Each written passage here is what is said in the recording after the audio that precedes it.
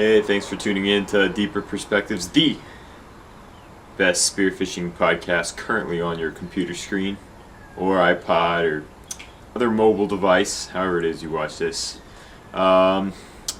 Let's go diving.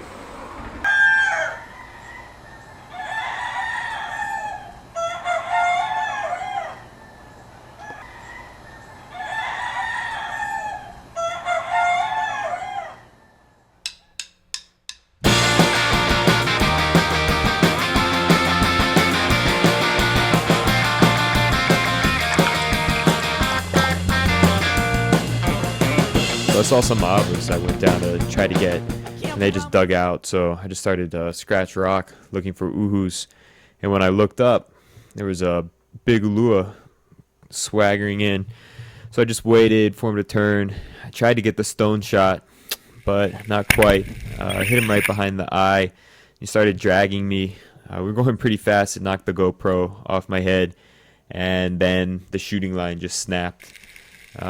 Thought about going for the unicorn shot, but no, I wanted to wait for him to turn sideways so I could get the barb all the way through and penetrate. You could see that it did go all the way through. You can see those bubbles coming out the other side, but oh well, he was gone. So I borrowed Spence's Rob Allen. I missed an uhu. I missed an MK. I was having a little trouble getting used to it. I was shooting just a little bit high. Then we're getting towards the end of our dive, maybe 45 minutes after I ripped off that Ulua.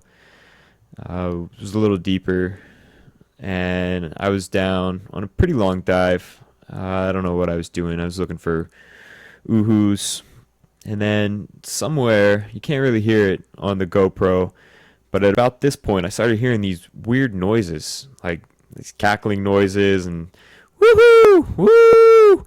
And I thought it was a whale or something at first, and I realized, oh no, that's Spenny on the surface. He's yelling at me because there's a gigantic Ulua swimming around me. But it was the dive ended up being more than 3 minutes, so there was nothing I could really do at this point. I needed to go up for air, so I could just slap myself on the forehead and say, oh, let another one get away. But when I got to the top, we saw another Ulua. This one was swimming on its side, looking kind of funny.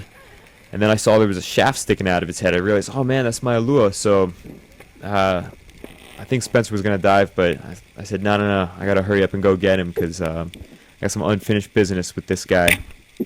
So I was hoping I could make the Rob Allen work this time. It was pretty easy because the Ulua wasn't really going anywhere at this point. He was basically done. So I shot him right in the face, and I started to try to pull him up, and I thought, oh no, I think I shot through him into the reef, and he's stuck. So I just let the reel free spool while I swam back to the top.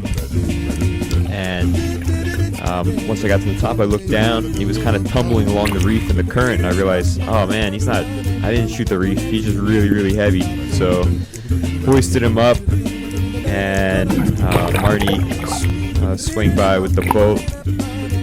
I was trying to finish the Ulua off with my knife, but I was like using a splinter or like a sewing needle to try to take him down. He was so big compared to my HSD knife.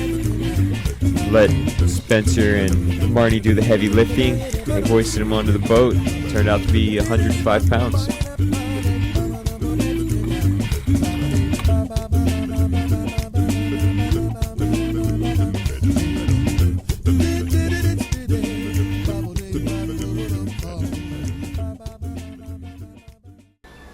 I was pretty surprised to find that Ulua after all that time. You know, what are the odds? But interestingly, I have almost the exact same story right down to Mike Hatcher yelling from the surface with a 25-pound uku.